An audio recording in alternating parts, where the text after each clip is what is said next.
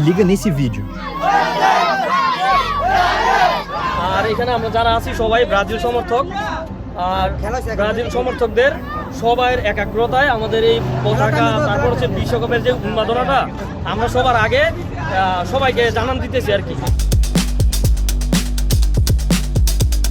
Em 18 de maio de 2026, Carlo Ancelotti convocou 26 jogadores para defender a seleção brasileira na Copa. O nome, que foi alvo de discussão por meses, por estar ou não naquela lista, era o de Neymar. A decisão dividiu o Brasil. Enquanto uma parte comemorou, outra enxergou como um saudosismo de um ciclo que parecia ter ficado para trás. Mas em Bangladesh, onde foi gravado esse vídeo que eu te mostrei, dá para dizer que lá o sentimento era praticamente só de festa. E por mais surreal que pareça um país da Ásia parar por causa de uma escalação do Brasil, isso não é nem um pouco por acaso.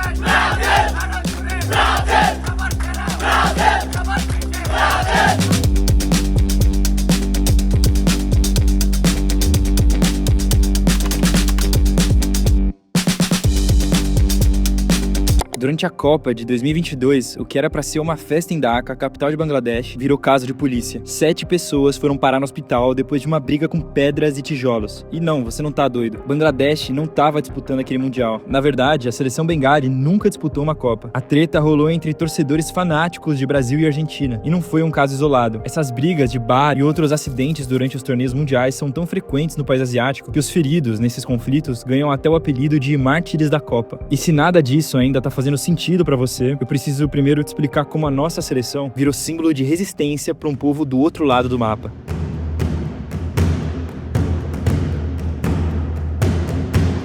Bangladesh viveu sob o domínio britânico por quase 200 anos. Durante esse tempo, além da imposição de leis e controle, os ingleses introduziram também a cultura e os esportes como forma de supremacia. E na época, o cricket era o esporte da elite e da estrutura colonial. Até hoje, esse é o esporte número 1 para o bengalês. A Bangladesh Premier League é um exemplo do tamanho que ele tem por lá. Um evento nacional que paralisa o país, com estádios lotados e com um peso econômico que não se compara com qualquer outra modalidade. Só que ao mesmo tempo, é o esporte que historicamente carrega o DNA da influência britânica no território. A partir dos anos 70 e 80, as TVs coloridas começaram a chegar nas casas bengalesas e os canais abertos começaram a transmitir as Copas do Mundo. O futebol sul-americano chegou para eles como algo totalmente diferente. Enquanto o cricket estava ligado à rotina colonial, os gols eram vistos como algo independente e livre, e torcer para seleções latinas passou a representar uma identidade que não precisava de autorização britânica para existir. Um exemplo recente desse sentimento é o do Hamza Choudhury. Nascido na Inglaterra, mas de família bengalesa, ele se tornou um jogador de destaque na Premier League e foi o primeiro na história a escolher defender a seleção de Bangladesh. As recepções da galera quando ele visita o país são insanas. Milhares de pessoas se reúnem para saudar um cara que virou um símbolo de resistência. Tá, mas se o futebol ainda disputa espaço e dinheiro com o cricket, por que a cada 4 anos o país se transforma para torcer pelo Brasil? A resposta passa por um nome bem específico. Isso aí, eu acho que ele deveria defender um pouco mais a raça que ele tem a cor negra. Primary বইতে যখন পড়েছিলাম যে প্লে ফুটবলের রাজা কালো মানিক কাগজের বল দিয়ে খেলেছে, সে সারা ওয়ার্ল্ডে নাম পরিচিতি, ওইখান থেকে ব্রাজিলের প্রতি আমার একটা ভালোবাসা।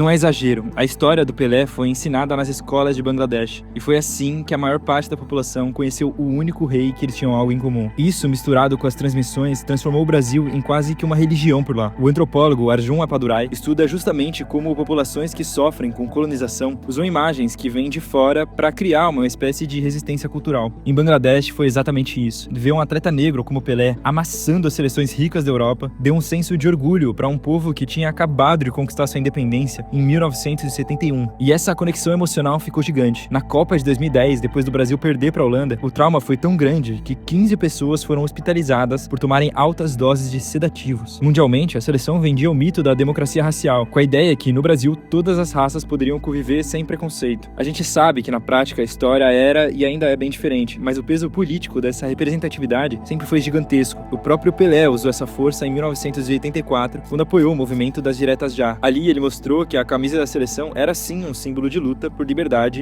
e democracia. Eu acho que eu posso ajudar muito mais com paz, porque hoje eu entro em qualquer lugar. Eu fui na Cortina de Ferro, na Rússia, eu fui na China comunista agora, eu estava nos Estados Unidos e eu entro em qualquer lugar. Eu recebi na ONU há pouco tempo, para essa mocinha que talvez não saiba, o título de cidadão mundial. Isso é uma coisa que não é qualquer um que recebe. Agora, para receber esse título e para ir nos Estados Unidos fazer o que eu fiz, eu não mudei a minha cor. Eu estava lá como negro.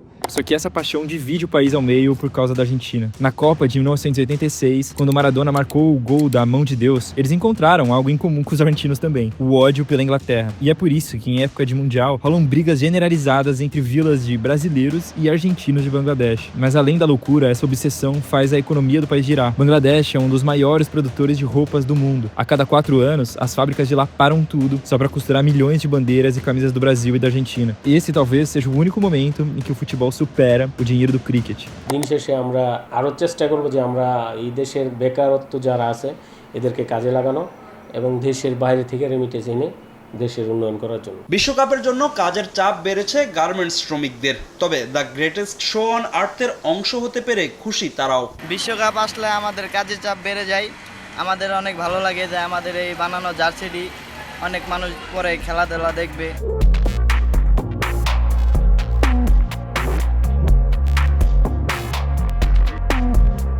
Na geopolítica, existem 2 formas de um país projetar poder. O hard power, que é o poder bruto, o uso da força militar, de exércitos e de sanções econômicas para obrigar os outros a fazerem o que você quer. Já o soft power é o oposto. É a capacidade de influenciar o mundo através da cultura e da admiração. É basicamente fazer os outros gostarem de você por livre e espontânea vontade. Alguns exemplos são o K-pop para a Coreia do Sul, filmes de Hollywood para os Estados Unidos e a Oktoberfest para a Alemanha. E nisso, a camisa amarela sempre foi uma potência global. Ela virou um escudo tão real que você provavelmente já deve ter ouvido várias histórias assim. Nós estávamos cercados com umas 10 pessoas, com os facões na mão, e ele falou comigo, eles vão nos matar. Eu falei, mas por quê? Ele falou, estão pensando que você é francês, que você está querendo passar para o outro lado, porque são os Hutus que estão do outro lado, assassinando os Tutsis, e achando que você é francês é aliado dos outros. E eu senti que realmente nós estávamos em perigo. Eu falei, olha gente, de jeito nenhum. Enfiei a mão no meu bolso, tirei um passaporte brasileiro, falei, eu sou brasileiro, da terra do Pelé. Quando eu falei o nome do Pelé, acabou. Houve uma descontração total, você entende? O Pelé me salvou a vida. Eu nunca encontrei com o Pelé, mas no dia que encontrar, eu quero dar um abraço nele, agradecer, porque ele me salvou a vida. E a capacidade de parar conflitos não é só papo. Em 2004, o governo brasileiro promoveu o Jogo da Paz no Haiti. Ronaldinho e Ronaldo desfilaram em tanques da ONU, no meio de uma multidão que esqueceu o caos por um dia só para ver o Brasil jogar. Estou feliz de poder participar, né, dessa oportunidade, dessa ocasião muito bonita. Um dia de festa, um dia para ficar marcado como o Dia da Paz. O governo sabe muito bem a importância disso. O Brasil foi o primeiro país da América Latina a reconhecer a independência de Bangladesh em 1972. E hoje o futebol é um elo importante numa relação que gera bilhões de dólares. O país asiático é um dos nossos maiores compradores de açúcar, soja e algodão, que, não tão ironicamente, é muito usado na fabricação das camisas da nossa seleção.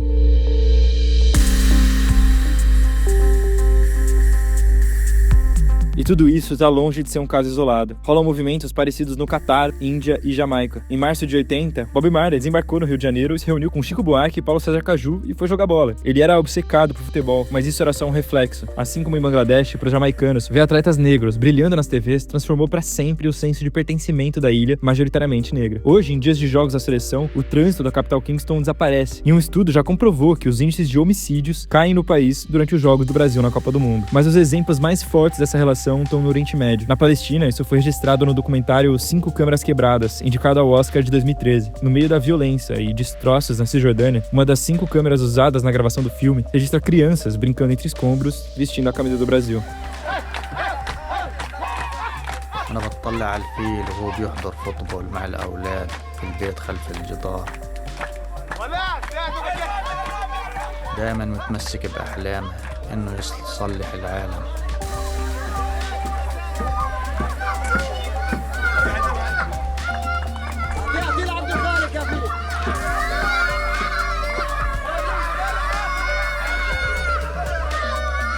Para muita gente ao redor do mundo, vestir amarelo é um dos últimos atos de dignidade. Um lembrete que ainda existe um mundo colorido no meio a tantas cinzas.